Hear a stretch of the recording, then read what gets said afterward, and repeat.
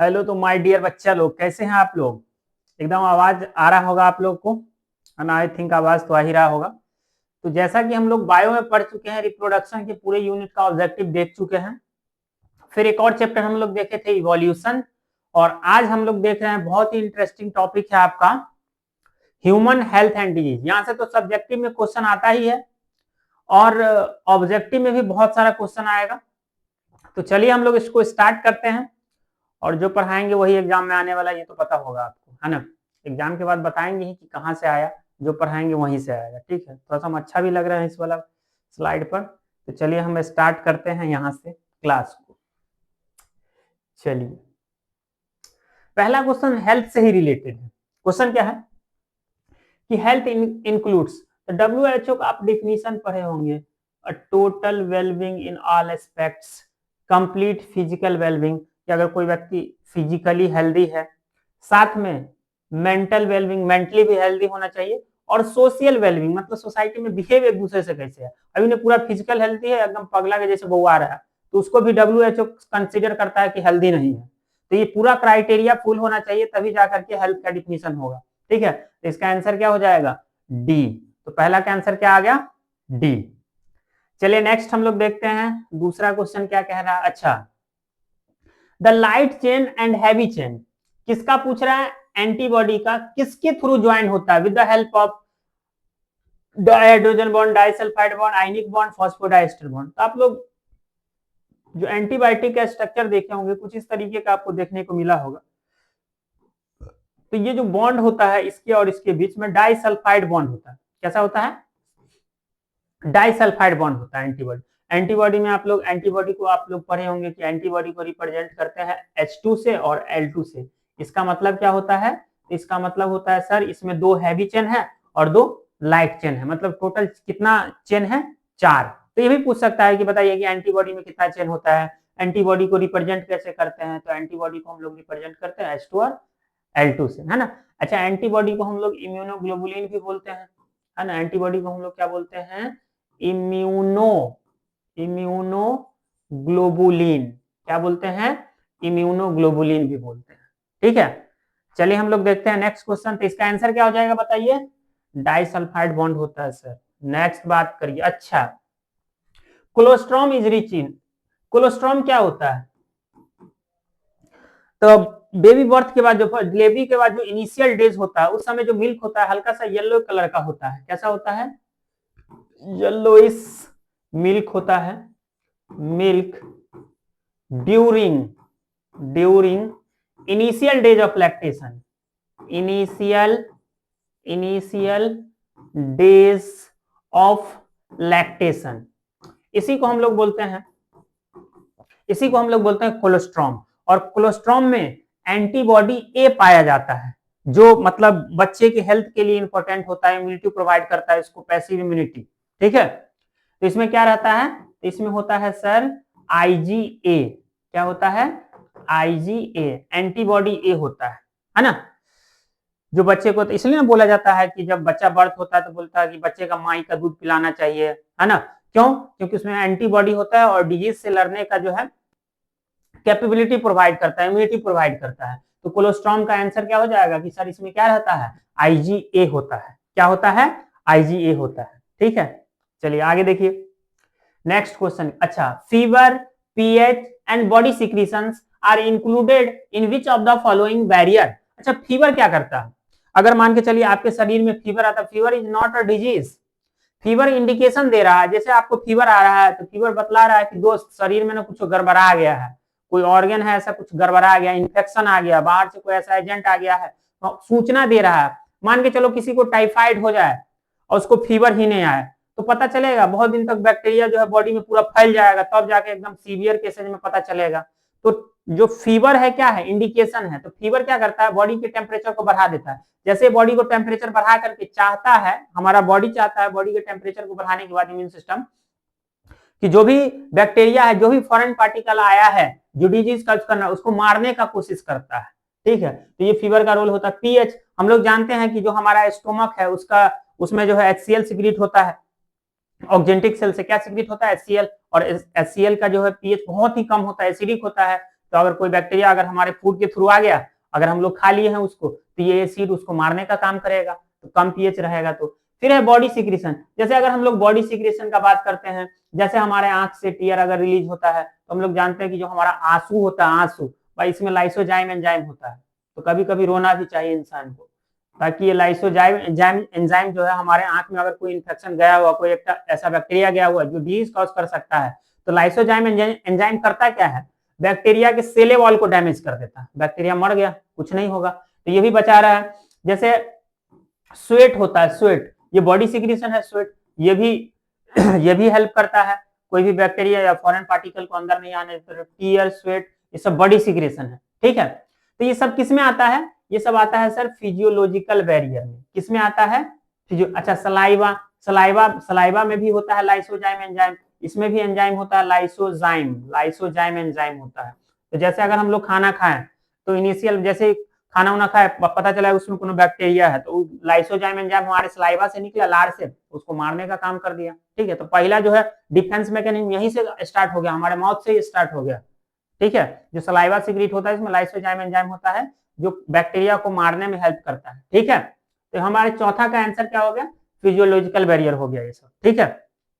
Next बताइए sir, तो जो भी बता रहे हैं एक्स्ट्रा पॉइंट ना भाई, इसको देखो बढ़िया से, एकदम गौर से देखो, ठीक है। चलिए next, which of the following are the properties of acquired immunity. अच्छा, इम्यूनिटी हम लोग पढ़े थे, बोले थे कि सर दो तरह का इम्यूनिटी होता है, एक होता है इनेट इम्यूनिटी, बाय बर्थ जो होता है उसको हम लोग क्या बोलते हैं, इनेट इम्यूनिटी, और इन्फेक्शन होने के बाद जो हम एक्वायर करते हैं उसको हम लोग क्या बोलते हैं, एक्वायर्ड इम्यूनिटी। तो कह रहा है कि एक्वायर्ड इम्यूनिटी का क्या क्या कैरेक्टर हो सकता है, प्रॉपर्टीज हो सकता है। तो एक्वायर्ड इम्यूनिटी स्पेसिफिक होता है, इसका मतलब क्या है, जैसे अगर किसी को टाइफाइड हुआ तो उसके बॉडी में टाइफाइड वाला जो बैक्टीरिया है उसके अगेंस्ट जो है एंटीबॉडी डेवलप हो गया, तो स्पेसिफिक। और निमोनिया होगा तो निमोनिया के अलग एंटीबॉडी डेवलप होगा, मतलब हर एक डिजीज का स्पेशल एंटीबॉडी उसकी बॉडी में डेवलप हो रहा है, ठीक है। डाइवर्सिटी, इसका डाइवर्सिटी भी अलग अलग होता है, और इसके पास मेमोरी होता है। जैसे एक बार किसी को टाइफाइड हुआ तो वो मेमोरी रखेगा कि भाई अच्छा ये वाला बैक्टीरिया बॉडी में इंटर किया था, अब इसका फोटो एकदम दिमाग में रख लेगा। कौन, तो जो हमारा जो इम्यून सिस्टम रहेगा, इम्यून सिस्टम में भी कौन, बी और टी सेल है ना, कौन सा सेल, बी और टी सेल जो है इसको याद करके रख लेगा कि अब की बार टाइफाइड वाला बैक्टीरिया आएगा तो इसको मारेंगे। तो टाइफाइड वाला बैक्टीरिया भी चालाक होता है, अपना वेरिएशन कर लेता है, अपना स्ट्रक्चर ही चेंज करके आ जाता है, ठीक, अपना वेरिएंट ही चेंज कर लेता है, तो फिर से एंटीबॉडी हमारे बॉडी में बनेगा। तो इस तरीके से ये प्रोसेस होता रहेगा। तो एक्वायर्ड इम्यूनिटी जो होता है ये कैसा होता है, स्पेसिफिक होता है, डाइवर्सिटी होता है और इम्यूनोलॉजिकल मेमोरी, तीनों चीज होता है। तो हमारा आंसर क्या हो जाएगा, डी। जो हमारा इम्यून सिस्टम है ना भाई, मेमोरी होता है, तभी तो बच्चा पैदा लेता है उसको हम लोग वैक्सीन काहे ला देते हैं। जैसे हम लोग एक वैक्सीन देते हैं, डीपीटी का वैक्सीन देते हैं, डिप्थेरिया, पर्ट्यूसिस, टिटनस, मतलब इस तीनों बैक्टीरिया का फोटो बच्चे में उसको दिखा देते हैं उसके इम्यून सिस्टम को कि ऐसा वाला बैक्टीरिया आएगा ना, बाद में कहीं बड़ा होगा तुम तो मार देना, तो फोटो खींच के पहले दे देते हैं, है ना। तो कौन किसका, डीपीटी का जब वैक्सीन देते हैं तो किसका देते हैं, डिप्थेरिया का देते हैं। डी फॉर क्या है डीपीटी में, डीपीटी का जो वैक्सीन है, तो डी का मतलब क्या है, तो डी का मतलब है सर डिप्थेरिया, डी का मतलब क्या है, डिप्थेरिया, जो गले के डिजीज होता है। ये हो गया पर्ट्यूसिस, पर्ट्यूसिस हुपिंग कफ इसको बोलते हैं, पर्ट्यूसिस को हम लोग क्या बोलते हैं, पर्ट्यूसिस को हम लोग बोलते हैं सर हुपिंग कफ, हुपिंग, बच्चा एकदम से खांसेगा, हुपिंग कफ, हुपिंग कफ बोलते हैं। और ये क्या है, टी फोर हो गया सर टिटनस, टिटनस, टेटनस हो गया, है ना। टेटनस किसी को हो जाता है ना तो उसका शरीर जो है ना धनुष की तरह एकदम टेढ़ा हो जाता है, ठीक है, ठीक है। तो इसको डीपीटी का ये वैक्सीन है, तो बच्चे में फोटो दिखाया जाता है ना, कि ये देख लो भाई कि कभी सामना हुआ इससे तो मार देना, सीधे किल कर देना। नेक्स्ट, एक वैक्सीन टीबी के लिए दिया जाता है, बीसीजी का, बीसीजी का वैक्सीन दिया जाता है टीबी के लिए, है ना, टीबी का बैक्टीरिया को याद करवाया जाता है उसको वैक्सीन दे करके। तो बच्चा सबको देखता होगा बीसीजी कैसे लिखा है, इससे नहीं होगा, ऐसे बीसीजी, बीसीजी। तो बच्चा सबको देखता होगा कि वैक्सीन देने के बाद बच्चा सबको फीवर आ जाता है, काहेला फीवर आता है, तो जब ये वीक फॉर्म में ये दिया जाता है वैक्सीन, तो इसका इफेक्ट होता है जिसकी वजह से बच्चे को फीवर आ जाता है, ठीक है, लगातार एक दो दिन तक फीवर रहता है। चलिए, तो हालांकि हमको इसके डिस्कस करना था कि एक्वायर्ड इम्यूनिटी का क्या क्या प्रॉपर्टी था, डिस्कस कर चुके। तो ये मेमोरी बेस्ड होता है, एक्वायर्ड इम्यूनिटी क्या होता है, मेमोरी बेस्ड होता है, ठीक है। नेक्स्ट, अच्छा, colostrum the first milk secretion of mammary gland बता ही दिए थे, इसमें क्या रहता है, तो सर IgA रहता है। कौन सा एंटीबॉडी होता है, IgA। कौन सा एंटीबॉडी होता है, IgA। चलिए, तो पता ही था आपको। नेक्स्ट देखिए, अच्छा, विडाल टेस्ट हम लोग किसके लिए करते हैं, तो सर विडाल टेस्ट हम लोग ना करते हैं टाइफाइड के लिए। विडाल टेस्ट किसके लिए करते हैं सर, टाइफाइड के लिए। टाइफाइड आपको पता होगा बैक्टीरियल डिजीज होता है, टाइफाइड बैक्टीरिया से होने वाला डिजीज है, जिस बैक्टीरिया से होता है इसको हम लोग क्या बोलते हैं, साल्मोनेला। Salmonella typhi. टाइफाइड जिस बैक्टीरिया से होता है इसको हम लोग क्या बोलते हैं, सैल्मोनेला टाइफी बैक्टीरिया। और टाइफाइड को चेक करने के लिए डॉक्टर कंफर्म करता है तो लिख देता है कि भाई इसका विडाल टेस्ट करवाइए, ठीक है। तो इसका टेस्ट, विडाल टेस्ट किसके लिए होता है, टाइफाइड के लिए होता है। टाइफाइड में हम लोग जानते हैं एकदम से वीकनेस हो जाता है, फीवर लगातार रहता है ना, कॉन्स्टिपेशन, ये हेडेक, ये सब इसका कैरेक्टरिस्टिक सिम्टम्स है इस डिजीज का, ठीक है। Next, which is an infectious disease, कह रहा है कि इसमें से कौन इन्फेक्शन से होने वाला डिजीज, कोरोनरी थ्रोम्बोसिस, ये जो है, जो हार्ट का आर्टरी है इसमें ब्लड क्लॉट जमा हो जाता है। हाइपरटेंशन, ब्लड प्रेशर हमेशा अगर बढ़ा हुआ है तो हाइपरटेंशन, तो ये कोई इन्फेक्शन से थोड़ी हो रहा है भाई। डायबिटीज मेलाइटस है ना, इंसुलिन अगर कम हो गया तो डायबिटीज मेलाइटस हो जाता है, ग्लूकोज जो है ब्लड में ज्यादा रह पाता है, सेल इसको यूज नहीं कर पाता है। डिप्थेरिया जो है भाई ये इन्फेक्शियस डिजीज है, तो हमारा आंसर क्या हो जाएगा, बी। तो डिप्थेरिया होता है, आप लोग को पता होगा, कोरोनी बैक्टीरियम डिप्थेरी से होता है। कोरोनी बैक्टीरियम डिप्थेरी से होता है। डिप्थेरिया किससे होता है, कोरोनी बैक्टीरियम डिप्थेरी से होता है।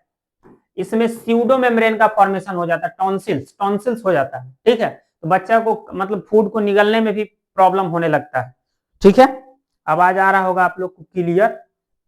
चलिए नेक्स्ट क्वेश्चन हम लोग देखते हैं, ये सर कौन सा क्वेश्चन, अच्छा, diphtheria is connected with throat, अभी बोले कि गला से रिलेटेड है, ये किससे रिलेटेड है, गला से रिलेटेड है।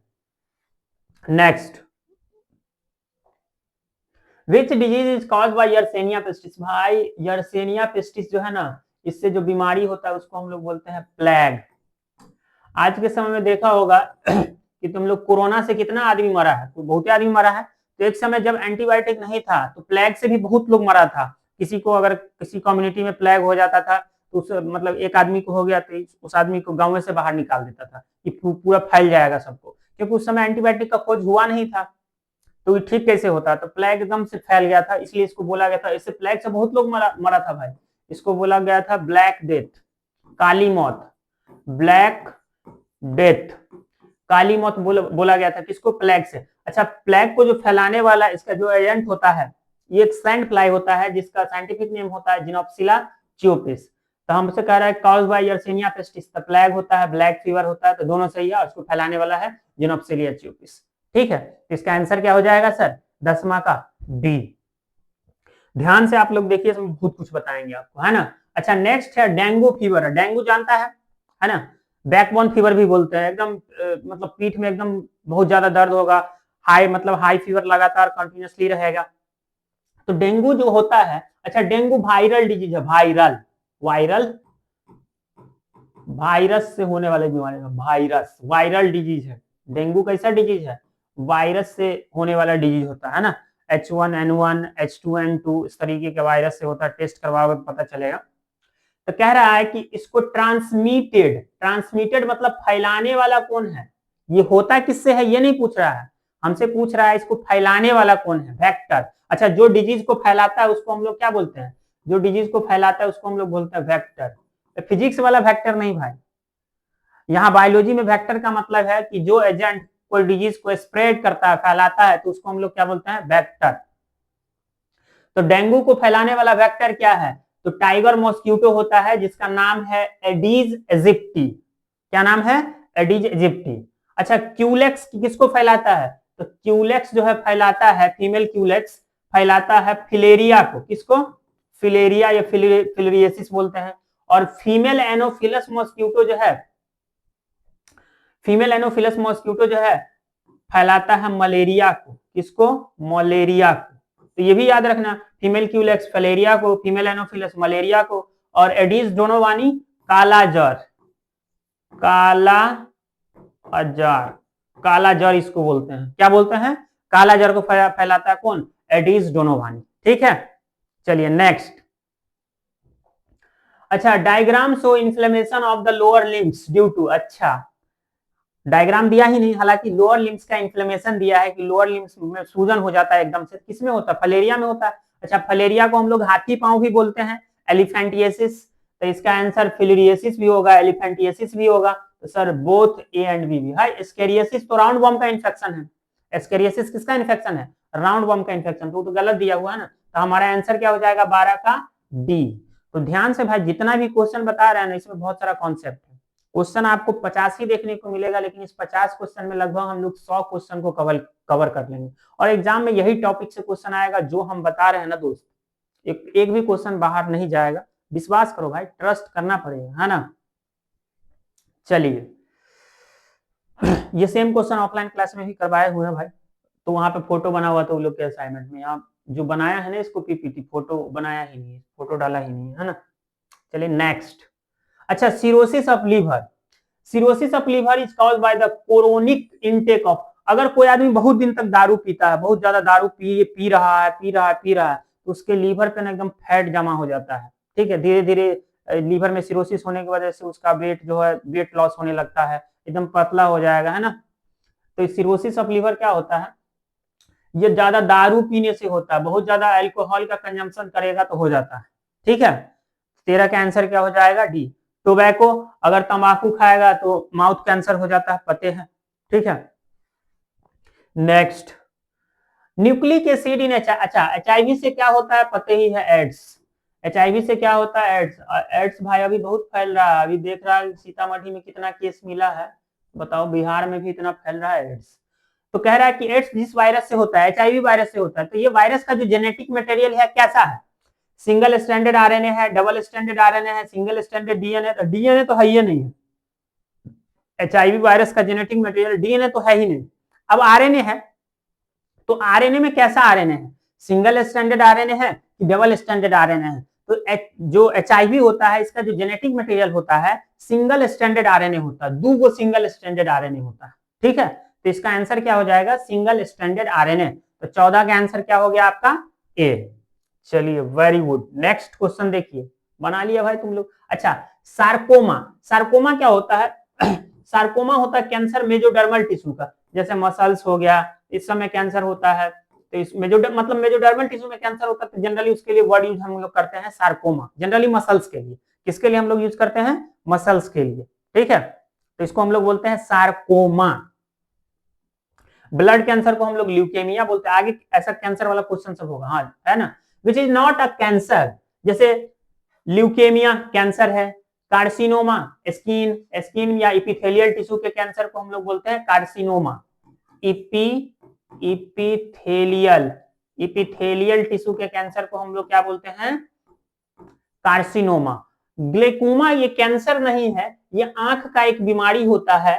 ठीक है, जो अगर आईज पे बहुत ज्यादा प्रेशर पड़ रहा है उस कंडीशन में हो जाता है। तो ये भाई कैंसर नहीं है। तो हमसे पूछ रहा था कि कैंसर कौन नहीं है, तो यही वाला कैंसर नहीं है। बाकी ल्यूकेमिया, कार्सिनोमा, सार्कोमा कैंसर है। नेक्स्ट, ब्लड कैंसर को क्या बोलते हैं सर? तो ब्लड कैंसर को बोला जाता है ल्यूकेमिया। ब्लड कैंसर को हम लोग क्या बोलते हैं? ल्यूकेमिया। दिख रहा है आप लोगों को ना, एकदम धुंधला नहीं जा रहा है, दिख रहा है, दिख रहा है। तो ब्लड कैंसर को क्या बोलता है दोस्त? ल्यूकेमिया। ब्लड कैंसर को क्या बोला जाता है? ल्यूकेमिया। चलिए नेक्स्ट क्वेश्चन देखिए। अच्छा, हीमोफिलस इन्फ्लुएंजी का कह रहा है कि हीमोफिलस इन्फ्लुएंजी से, अच्छा हीमोफिलस इन्फ्लुएंजी पहले है क्या सर? तो हीमोफिलस इन्फ्लुएंजी है बैक्टीरिया। हीमोफिलस इन्फ्लुएंजी क्या है? बैक्टीरिया। और इससे होता है क्या? इससे होता है सर निमोनिया। तो हीमोफिलस इन्फ्लुएंजी से क्या होता है? निमोनिया। एक लंग्स का बीमारी है ना। लंग्स में जो वाटर भर जाता है, जो लंग्स का प्लूरल कैविटी होता है, इसमें जैसे सांस लेने में प्रॉब्लम होने लगता है, फीवर भी आ जाता है। निमोनिया में चिल्स के साथ फीवर आएगा ना, ठंड लग करके भी बुखार आता है निमोनिया में। और ये होता है स्ट्रेप्टोकोकस निमोनी से भी।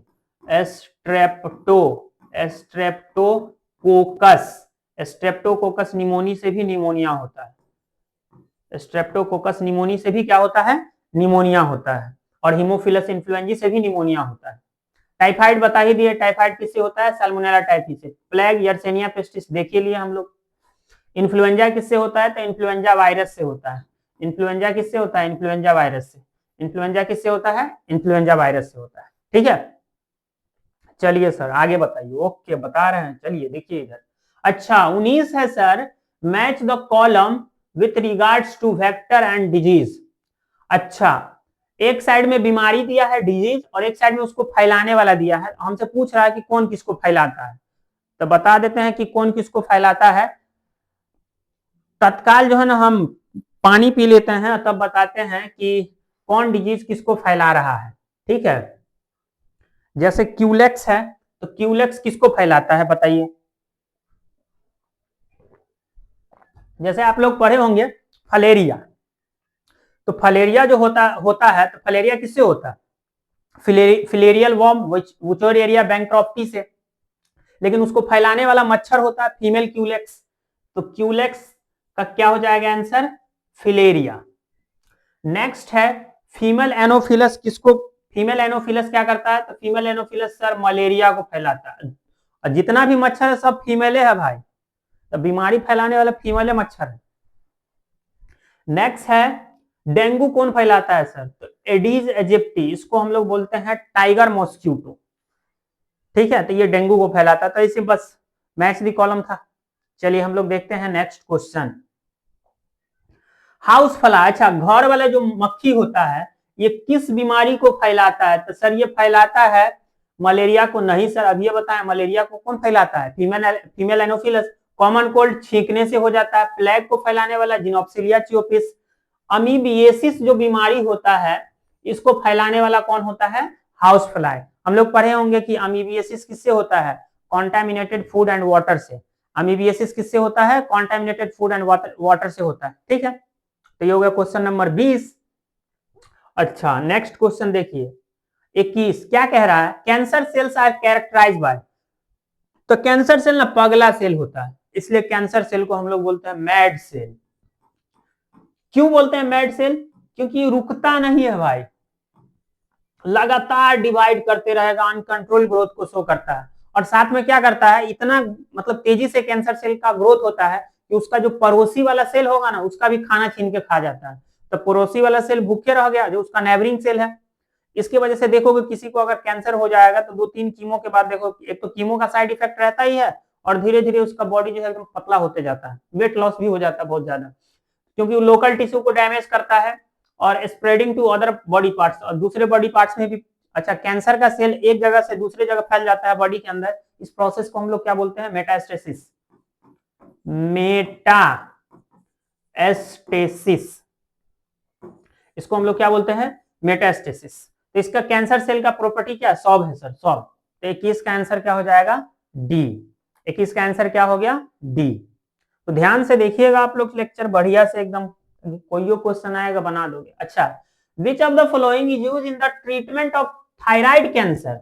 अगर थायराइड ग्लैंड में कैंसर हो जाता है तो हम लोग आयोडीन के आइसोटोप्स का यूज करते हैं, है ना? I-131। जनरली आयोडीन का एटॉमिक नंबर कितना, एटॉमिक मास कितना होता है? 127। लेकिन हम लोग ये वाले आइसोटोप्स का यूज करते हैं। क्यों करते हैं? क्योंकि ये कैसा होता है? Radio active. तो सर रेडियो एक्टिव है तो इससे क्या लेना देना है? तो भाई हम लोग जानते हैं आयोडीन हम लोग खाते हैं, मतलब नमक जो हमारा आ जाता है आयोडीन युक्त होता है ना, तो जो हम लोग जो नमक दे रहे हैं तो उसमें हम लोग रेडियो एक्टिव वाला आयोडीन मिला देंगे।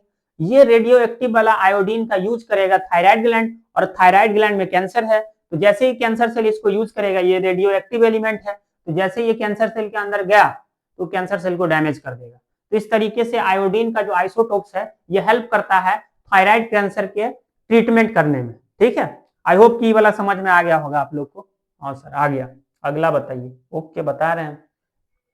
अच्छा सर कार्सिनोमा क्या है? तो कार्सिनोमा बताया है कि एपिथेलियल की टिश्यू का कैंसर है, कनेक्टिव टिश्यू का नहीं है भाई, कनेक्टिव टिश्यू का नहीं है, कोलन का भी नहीं होता है, ये मैलिग्नेंट ट्यूमर है स्किन का। स्किन किस में आता है? एपिथेलियल टिश्यू में आता है। तो सर 23 का आंसर क्या हो गया? सर 23 का आंसर हो गया बी। 23 का आंसर क्या हो गया? बी। चलिए नेक्स्ट क्वेश्चन देखिए 24। अच्छा 23 के बाद देखो कैसा अनहरा 25 बना दिया। अच्छा कोई बात नहीं। अच्छा अभी जो है कैंसर का जो ट्रीटमेंट चल रहा है वो जनरली तीनों तरीके से करते हैं हम लोग, सर्जरी से भी, रेडिएशन से भी और कीमोथेरेपी, तीनों से भी। अभी इम्यूनोथेरेपी भी होता है, लेकिन अभी तीनों ऑप्शन में दिया है तो ऑल ऑफ दिस। तो 25 का आंसर क्या हो जाएगा? डी। नेक्स्ट है question number 26, causative factor of cancer is called. अच्छा, जो कैंसर काउजिंग एजेंट होता है, जो कैंसर काउज करता है, उसको हम लोग क्या बोलते हैं? तो उसको हम लोग बोलते हैं कार्सिनोजेन। क्या बोलते हैं? कार्सिनोजेन। कैंसर काउजिंग एजेंट को हम लोग क्या बोलते हैं? कार्सिनोजेन। ठीक है, ओके सर। नेक्स्ट बताइए। ओके, नेक्स्ट देखिए।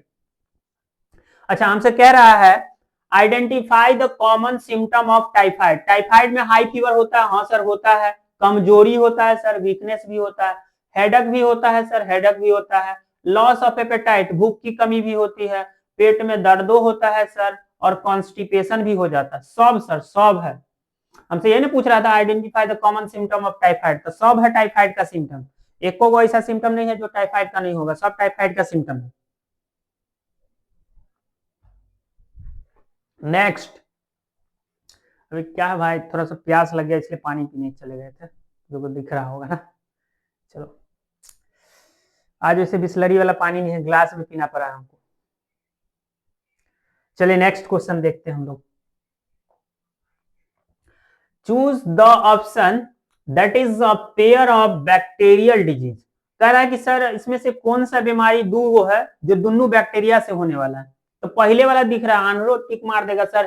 टाइफाइड भी बैक्टीरिया से होता है, और निमोनिया आप बतेबे की है बैक्टीरिया से होता है। तो 28 का आंसर क्या हो जाएगा सर?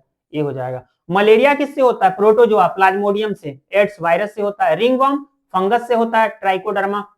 और एड्स वायरस से होता है, पता ही है। चलिए, तो हमसे हमारा आंसर क्या हो गया 28 का? ए। नेक्स्ट। अच्छा, इसमें है मैच दी कॉलम वाला क्वेश्चन है, ध्यान से देखिए, इसको मैच दी कॉलम करते हैं। सिफिलिस सेक्सुअली ट्रांसमिटेड डिजीज है, आप लोग को पता है, ट्रिपोनीमा पैलिडियम से होता है। सिफिलिस क्या है? सेक्सुअली ट्रांसमिटेड डिजीज है, एसटीडी हम लोग इसको बोलते हैं। और ये किससे होता है? ट्रिपोनीमा पैलिडियम से। ठीक है, पैलिडियम यहीं तक है, काट दो इधर का। नेक्स्ट है हैंसन्स डिजीज। लेप्रोसी को हम लोग बोलते हैं हैंसन्स डिजीज, जो होता है माइकोबैक्टीरियम लेपेरी से। हैंसन्स डिजीज किसको हम लोग बोलते हैं सर? लेप्रोसी को। लेप्रोसी को हम लोग क्या बोलते हैं सर? Hansen's disease. कुष्ठ रोग है ना, कुष्ठ रोग को हम लोग क्या बोलते हैं? लेप्रोसी। फूड पॉइजनिंग होता है क्लोस्ट्रीडियम ब्यूटाइलिनम से। और स्कारलेट फीवर किससे होता है? स्टेप्टोकोकस पायोजिन से होता है स्कारलेट फीवर, है ना। अच्छा, स्कारलेट फीवर का वैक्सीन जो है मैक्स थ्रिलर नाम का साइंटिस्ट जो है डिस्कवर किया था, है ना। नेक्स्ट 29 का बता दिए। चलिए नेक्स्ट देखिए 30। अच्छा, दिस स्पेसीज ऑफ प्लाज्मोडियम। अच्छा, प्लाज्मोडियम है क्या? अच्छा, प्लाज्मोडियम से मलेरिया होता है, लेकिन प्लाज्मोडियम है क्या सर? तो प्लाज्मोडियम प्रोटोजोआ है। प्लाज्मोडियम क्या है? प्रोटोजोआ है सर। अच्छा, this species of Plasmodium cause quotidian malaria that attacks almost daily attack करता है, और मैलिग्नेंट टर्शियन मलेरिया भी कॉज करता है, जो अड़ता, जैसे हम लोग मलेरिया में देखते हैं 2 दिन पे बुखार आएगा, कभी 1 दिन पे बुखार आता है। और मलेरिया में जो बुखार आता है तो एकदम पेशेंट को एकदम ज्यादा ठंडी लगेगा, एकदम बुखार लगा रहेगा उसको, लेकिन एकदम ठंडी लगेगा, बोलेगा भाई 2-3 को कंबल उठा दो, फिर भी उसका बॉडी एकदम वाइब्रेट करता रहेगा ठंडी से। तो ऐसा किसमें होता है? तो ऐसा सिम्टम होता है मलेरिया में। और मलेरिया में ये जो केमिकल रिलीज होता है, केमिकल रिलीज होता है जब प्लाज्मोडियम जो है आरबीसी को ब्रेक करता है, तो वहां आरबीसी जब रप्चर होता है तो वहां से एक केमिकल रिलीज होता है जिसको हम लोग बोलते हैं हीमोजोइन। तो जब भी हीमोजोइन रिलीज करता है उसी समय चिल्स के साथ फीवर आता है, मतलब ठंड के साथ बुखार आ जाता है। तो पूछ देगा एग्जाम में कि कौन से केमिकल के कारण ठंडा लगता है, ठंड लग करके बुखार लगता है मलेरिया में, तो कौन सा केमिकल है? हीमोजोइन। ठीक है, और 48 घंटा पे आता है, तो ये कौन सा कॉज करता है? Plasmodium falciparum. सबसे खतरनाक मलेरिया इसी स्पीशीज, प्लाज्मोडियम मलेरी से भी मलेरिया होता है, वाइवेक्स से भी, प्लाज्मोडियम ओवेली से भी, लेकिन सबसे ज्यादा खतरनाक मलेरिया किससे होता है? Plasmodium falciparum. कह रहा है कि this species found only in the tropical region, तो ये है प्लाज्मोडियम फैल्सीफेरम। ठीक है, next, the pathogen responsible for causing elephantiasis. भाई elephantiasis are transmitted to a healthy person. अब किसी को फलेरिया है ना, फिलेरिया, तो किसके थ्रू फैलेगा? तो अभी हम लोग बात किए कि सर फीमेल क्यूलेक्स मॉस्किटो से फैलेगा, तो इसको फैलाने वाला कौन होगा? मच्छर होगा सर, मच्छर। तो इसका आंसर क्या हो जाएगा सर? बी। तो 31 का आंसर क्या हो गया? बी। चलिए नेक्स्ट क्वेश्चन देखते हैं क्या है। अच्छा, which parasitic worm can cause lungs, lungs को भी डैमेज कर सकता है, okay, and severe malnutrition, और शरीर में पोषण का भी कमी कर सकता है। तो ये एस्केरियसिस होता है। ये क्या होता है? एस्केरियसिस। एस्केरियसिस, एस्केरियसिस, या इसको हम लोग क्या बोलते हैं? Round worm. तो जब कभी भी राउंड वर्म का इन्फेक्शन होगा, जैसे बच्चा सब में देखते हैं हम लोग पेट में कीड़ा हो जाता, नहीं कहते कीड़ा हो जाता, तो कीड़ा जो हो रहा है उसी को तो हम लोग बोलते हैं एस्केरियसिस। तो बच्चा सबको देखोगे कि कीड़ा हो जाता है तो खाएबे नहीं करेगा, एकदम बोलेगा कि हमको भूखे नहीं लग रहा, हम खाली कुरकुरे खाएंगे, ठीक है, एकदम से भूख नहीं लगेगा, मतलब उसको कीड़ा हो गया है। और धीरे धीरे उसका बॉडी भी वीक पड़ने लगता है, मतलब न्यूट्रिशन का भी कमी होने, खाना ही नहीं खा रहा, और जो खाना खा रहा है, खाना भी जो खा रहा है, तो उसके बॉडी में जो पैरासाइट है, वर्म है, वो उसको एब्जॉर्ब करके वहां से न्यूट्रिशन ले रहा है। और जब इसका लार्वा जो है, किसका लार्वा? राउंड वर्म का लार्वा इंटेस्टाइन के थ्रू ब्लड स्ट्रीम में जाकर के लंग्स में भी पहुंच जाता है और एल्वेलाई को डैमेज करता है। ये एल्वेलाई को, मतलब सोचने वाली बात है कि जो इंटेस्टाइन में राउंड वर्म रह रहा है वो हमारे लंग्स को भी डैमेज कर सकता है, और करता है, कई केस में किया है लंग्स को डैमेज, ठीक है। तो 32 का आंसर क्या हो जाएगा? ए। 32 का आंसर क्या हो जाएगा? ए। नेक्स्ट, अच्छा, मैच द कॉलम वाला क्वेश्चन है, कह रहा है कि कौन सा सही नहीं, करेक्ट मैच नहीं। चलिए पढ़ते हैं। Macrophages first cellular line of defence and engulf antibody covered cell. हाँ, इसको इंगल्फ कर जाता है।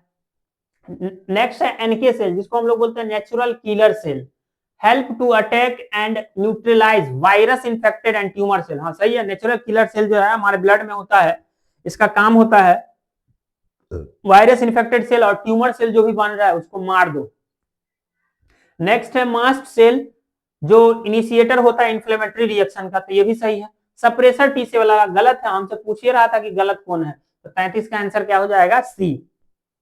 हालांकि बोर्ड में इस तरह का क्वेश्चन पूछता नहीं है, लेकिन जो हमारा कॉन्सेप्ट है वो थोड़ा अच्छा होगा, तो कोई भी क्वेश्चन अगर मान के चलो इसमें से कोई ये वो ऑप्शन दे करके पूछा, तो तीन गो अभी हम लोग समझो कि थ्योरी पढ़ लिए, ठीक है, तो उसपे तो क्वेश्चन बनाएगा ना भाई, तो कै गो क्वेश्चन बन जाएगा, इसमें दिखेगा आपको 50 गो, लेकिन इस 50 गो क्वेश्चन में लगभग हम लोग 100 गो क्वेश्चन कर लेंगे, ठीक है।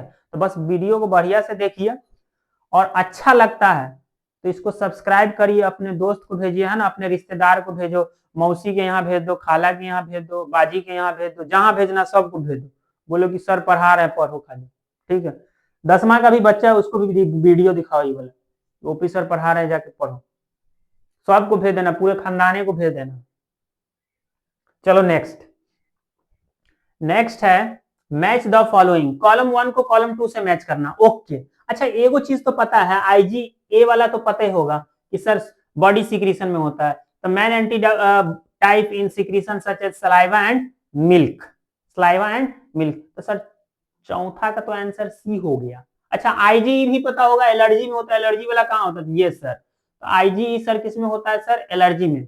और आईजीएम जो होता है लार्जेस्ट एंटीबॉडी होता है, तो found in circulation, it is largest antibody with 5 सब यूनिट, इसमें कितना सब यूनिट होता है? 5, तो ये हो गया ये। अब बच गया हमारे पास 2 गो, तो आईजीजी जो होता है ये मेन एंटीबॉडी टाइप होता है in circulation, attack micro organism and their toxins, ये हो जाएगा। और आईजीडी बचा सर, ये वाला हो जाएगा, found in primarily as the membrane bound immunoglobulin, membrane bound जो भी इम्यूनोग्लोबुलिन होगा उसमें होता है आईजीडी, ठीक है। तो ये हो गया, मैच द कॉलम था। नेक्स्ट देखिए, अच्छा फिर वो match the column type question है, ओके सर देख, अच्छा क्या कह रहा है, in which of the following options the 2 examples are correctly matched.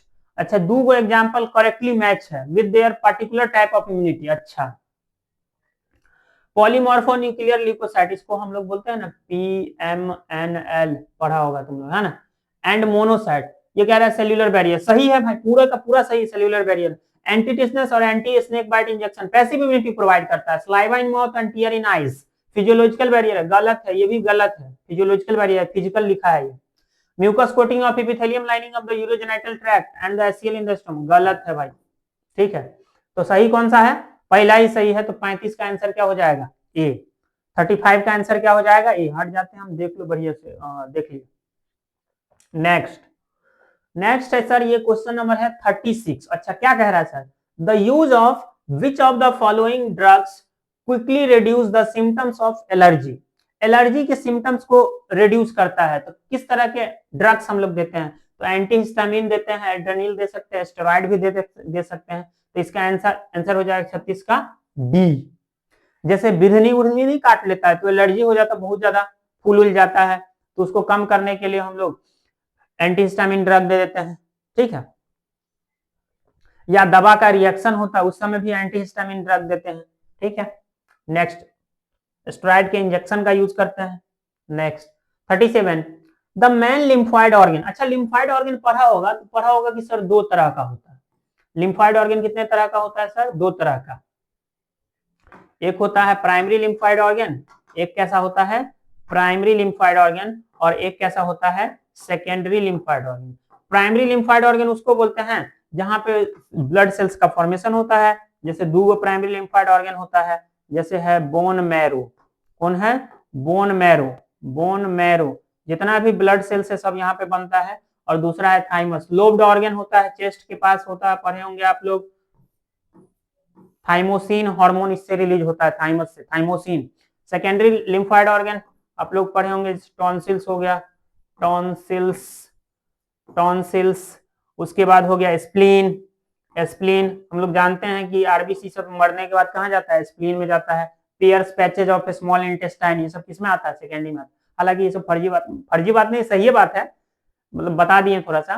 The main lymphoid organ where all blood cells including lymphocytes are produce. जितना भी ब्लड सेल्स है सब बनता है, इंक्लूडिंग लिम्फोसाइट, मतलब डब्ल्यूबीसी भी बनता है। तो ये कहाँ पे बनता है सर?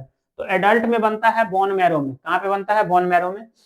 और जो जो बच्चा रहता है, छोटा बच्चा जो रहता है, उसमें बनता है लीवर में। Next, virus infected cells secrete antiviral glycoprotein which move into nearby non-infected cells and prevent viral replication them। और इसको हम लोग क्या बोलते हैं? जैसे ई सेल है, ई सेल है, ईभी सेल है, ईभी सेल है, ईभी सेल है, ईभी सेल है। अब इस वाला सेल पे कोई वायरस अटैक किया, वायरस का अटैक हो गया, ये वाला सेल पे वायरस इसको मारना चाह रहा है। तो जैसे ही वायरस इसको मारेगा, तो ये सेल क्या करेगा? अपने, समझो कि सेल कितना समझदार है भाई। अगर कोई इस पे अटैक कर रहा है, तो ये सेल जो है कुछ केमिकल रिलीज करेगा, कुछ केमिकल रिलीज करेगा, और अपने पड़ोसी को इंफॉर्मेशन देगा कि दोस्त ये केमिकल दे रहे हैं, इंफॉर्मेशन पहुंचा दिए इस केमिकल के थ्रू, और अपने पड़ोसी को बोल रहा है कि इसका कोटिंग बना लो, इसका कोटिंग कर दो, हम जो केमिकल दे रहे हैं इसका कोटिंग कर दो, ताकि जो वायरस फिर अटैक करेगा तुम लोग पे तो जल्दी तुमको मार नहीं पाएगा। अब समझो कि एक सेल कितना समझदार है कि जब उसको मार रहा है, मरियो रहा है, खत्म हो रहा है, लेकिन खत्म होते होते कुछ केमिकल ऐसा रिलीज कर रहा है ताकि वायरस जो है उसके पड़ोसी वाले सेल पे अटैक नहीं कर पाए जल्दी। अब इस केमिकल को क्या बोलते हैं? इंटरफेरॉन। तो अभी इंटरफेरॉन का बहुत ज्यादा यूज किया जा रहा है, और देख आने वाला समय में यूज करेगा, देखना इसका कैंसर के ट्रीटमेंट में, इंटरफेरॉन का, ठीक है। तो हमारा आंसर क्या हो जाएगा? Interferon. Next, skin and mucus physical barrier है सर। स्किन और म्यूकस क्या है? फिजिकल बैरियर है। स्किन एंड म्यूकस क्या है? Physical type of barrier under innate immunity, मतलब जो बाय बर्थ होता है उसको हम लोग क्या बोलते हैं? इनेट। तो कैसा बैरियर है? फिजिकल बैरियर है। तो 39 का आंसर क्या हो जाएगा? सी। नेक्स्ट क्वेश्चन देखिए, the antibody which can cross placental barrier. जो प्लेसेंटल बैरियर को क्रॉस करता है, एक ही एंटीबॉडी है जो प्लेसेंटल बैरियर को क्रॉस कर पाता है, आईजीजी, है ना, जो फीटस को जाता है, फीटस समझ जाता है ना, समझता है ना, मदर के जो यूट्रस में बेबी पल रहा होता है उसको हम लोग बोलते हैं फीटस, या एम्ब्रायो भी बोलते हैं। Next, the process of sexual reproduction. अच्छा, ये जो प्लाज्मोडियम वाला पैरासाइट जब इंटर करता है तो कह रहा है कि इसका सेक्सुअल रिप्रोडक्शन कहाँ होता है? तो ह्यूमन के लीवर के सेल में, ह्यूमन लीवर सेल में सेक्सुअल रिप्रोडक्शन ये अपना कहाँ पे कंप्लीट करता है? ह्यूमन लीवर सेल में, ठीक है। ये डाइजेनेटिक पैरासाइट होता है, इसका सेक्सुअल फेज कंप्लीट होता है ह्यूमन में, और sexual phase female Anopheles mosquito में कंप्लीट होता है। ऐसे ही जिंदा है, बहुत एकदम जमानत है ये। 42 question, which of the following non infectious disease is the major cause of death? Non infectious disease, cancer. Cancer सबसे ज्यादा अभी डेथ का कारण भाई। अभी जैसे कैंसर, अभी अगर हम लोग 3-4 साल पहले अगर बात करें ना, तो बहुत कम लोग को कैंसर हो रहा था। मतलब गांव घर में कैंसर कोई जानबो नहीं करता था। अभी गांव घर में कैंसर बताओ ना, सब जान रहा है। मतलब इतना ना, मतलब हम लोग का इन्वायरमेंट इतना पॉल्यूटेड है, हम लोग खाना पीना जो भी खा रहे हैं सब पॉल्यूटेड है, एकदम फालतू फालतू चीज खा रहे हैं। मतलब वैसा भी चीज खा रहे हैं जिसपे लिखा हुआ है कि इसके खाने से कैंसर हो रहा है, अब फिर खा रहे हैं फिर भी, तो होगा ही। तो पूरे एकदम फैल रहा है भाई, सब में फैल रहा है, बहुत लोगों में फैल रहा है कैंसर, आसपास में देखने को मिल रहा है। और बहुत ज्यादा डेडली डिजीज है। वो कैंसर हो रहा है अभी, देख रहे होगे 100% में से मतलब 10% बचता है, 90% चल जाता है ऊपर। ठीक है, नेक्स्ट, ड्रग्स कॉल्ड हीरोइन। अच्छा, ये हीरोइन वाला हीरोइन नहीं भाई, फिल्म वाला, ये ड्रग्स है हीरोइन। तो कह रहा है कि हीरोइन कैसे सिंथेसाइज होता, संश्लेषित कैसे होता? तो हीरोइन हम लोग बनाते हैं मॉर्फिन से। अच्छा, मॉर्फिन, मॉर्फिन कैंसर, कैंसर का जो टर्मिनल केस होता है, बहुत ज्यादा पेन होता है, तो उसमें मॉर्फिन का टैबलेट का यूज किया जाता है ना। तो मॉर्फिन का अगर एसिटाइलेशन कर देते हैं तो मॉर्फिन से ही हम लोग क्या बना लेते हैं, हीरोइन। तो पूछता है कि हीरोइन कैसे बनता है, तो एसिटाइलेशन ऑफ मॉर्फिन से क्या बनाते हैं हम लोग, हीरोइन बनाते हैं। ठीक है, नेक्स्ट, ओपियम। ओपियम, ओपियम किससे ऑब्टेन होता है? ये भी ड्रग्स है। ओपियम ऑब्टेन होता है पेपेवर सोमनिफेरम से। किससे ऑब्टेन होता है? इस प्लांट से। इस प्लांट के लीफ से मिलता है ना, पेपेवर सोमनिफेरम के लीफ से हम लोग क्या बनाते हैं, ओपियम। ओपियोइड्स ड्रग्स में आता है। किस में आता है ये? ओपियोइड्स। ड्रग्स पढ़े होंगे ना, ओपियोइड्स, कैनेबिनॉइड्स। इंपॉर्टेंट है भाई ये, यहाँ से ऑब्जेक्टिव आता है। और तुम्हारे एग्जाम में या कोई भी कंपटीशन वाला एग्जाम होता है, इस सेक्शन से ऑब्जेक्टिव आता ही है। ठीक है, नेक्स्ट 45 क्वेश्चन बताइए सर। अच्छा, cancer cells do not exhibit the property of, मतलब सर कैंसर सेल के पास एकदम पगला कहा जाता है, कौन सा प्रॉपर्टी इसके पास नहीं होता? तो कैंसर सेल ना भूल जाता है कि डिवाइड करने के बाद रुकना भी है। एकदम से पगला गया, डिवाइड हुआ फिर डिवाइड हुआ फिर डिवाइड हुआ, एकदम डिवाइड होते मतलब उसको रोकने वाला कोई है ही नहीं, किसी का बातें नहीं सुन रहा है। इसलिए ट्यूमर का फॉर्मेशन होता है, क्योंकि कैंसर सेल के पास एक प्रॉपर्टी नहीं होता है, जिस प्रॉपर्टी का नाम है कॉन्टैक्ट इनहिबिशन। नॉर्मल सेल के पास प्रॉपर्टी होता है कॉन्टैक्ट इनहिबिशन का, जिसके वजह जैसे सेल एक बार डिवाइड किया तो फिर ग्रोथ करेगा, रुकेगा, फिर उसके बाद डिवाइड करेगा, अनकंट्रोल ग्रोथ को शो नहीं करता है। लेकिन कैंसर सेल के पास कॉन्टैक्ट इनहिबिशन का प्रॉपर्टी नहीं होता है, इसी की वजह से ये अनकंट्रोल ग्रोथ को शो करता है। तो कौन सा प्रॉपर्टी का नाम है? Contact inhibition. Contact inhibition. तो 45 का आंसर क्या हो गया? सी। नेक्स्ट, अच्छा ये क्या है sir? The possible side effect of chemotherapy is और आर। कह रहा है कि जब कीमोथेरेपी होता है, अच्छा अगर तुम्हारे आसपास में कोई कैंसर का पेशेंट होगा तो देखना कि अगर किसी का कीमोथेरेपी होता है, मतलब कैंसर में कीमोथेरेपी किया जाता है, तो ये देखे जिस दिन पेशेंट का कीमोथेरेपी होता है उसके बाद मतलब लगभग 24 से 48 घंटा तक कुछ खाएबे नहीं करेगा, खाना तो खाएबे नहीं करेगा। और उसको मना भी किया जाता है खाना नहीं खाने के लिए, क्योंकि खाएगा तो वोमिटिंग होगा, इसलिए उसको मना भी किया जाता है। तो उसको वही पीने उने वाले सामान सब दिया जाता है खाने उने के लिए। उसके बाद उसमें ब्लड कम हो जाएगा तो एनीमिया, लॉस ऑफ एपेटाइट, मतलब भूख की कमी, मतलब भूखे नहीं लगेगा, खाएबे नहीं करेगा। और देखिएगा कैंसर का जो पेशेंट होता है उसका मतलब इस जो केमिकल होता है कीमोथेरेपी जो चढ़ाता है, तो उसका बाल जो है हट जाता है। तो हेयर लॉस एक कॉमन कॉमन कॉज होता है ये कैंसर के थेरेपी में। ठीक है, तो ये तीनों होगा, हेयर लॉस भी हो जाता है, एनीमिया भी हो जाता है, लॉस ऑफ एपेटाइट होता है। तो 46 का आंसर क्या हो जाएगा? डी। ठीक है, तो वो मेडिसिन का साइड इफेक्ट होता है जिसकी वजह से हेयर लॉस होता है, एनीमिया भी हो जाता है, तो कुछ ही दिन तक रहता है loss of appetite. Next 47, toxin which is response. अच्छा बताए थे कि प्लाज्मोडियम जब रप्चर करता है आरबीसी को तो उस समय एक केमिकल निकलता है हीमोजोइन, जो ठंड के साथ बुखार लाने के लिए रिस्पॉन्सिबल होता है मलेरिया के केस में। ठीक है, चलिए ठीक है, आगे बताइए सर। लीजिए आगे बताते हैं। अच्छा, माल्ट क्या है? तो माल्ट का नाम पूरा नाम होता है mucosa associated lymphoid tissue. Malt को क्या बोलते हैं? Mucosa associated lymphoid tissue. और ये 50% होता है ऑफ द लिम्फॉइड टिश्यू। जितना लिम्फॉइड टिश्यू है ह्यूमन बॉडी में उसका 50% माल्ट होता है, म्यूकोसा एसोसिएटेड लिम्फॉइड टिश्यू। ठीक है, नेक्स्ट देखिए 49। अच्छा, which of the following is included in cannabinoids, किसको कैनेबिनॉइड्स में इंक्लूड करते हैं भाई? मॉर्फिन, हीरोइन और कोडीन, कोडीन है, ये सब आता है ओपियोइड में, ओपियोइड ड्रग्स में आता है। किसमें आता है? ओपियोइड्स में। चरस, गांजा, अफीम, ये सब आता है कैनेबिनॉइड्स में। किसमें आता है?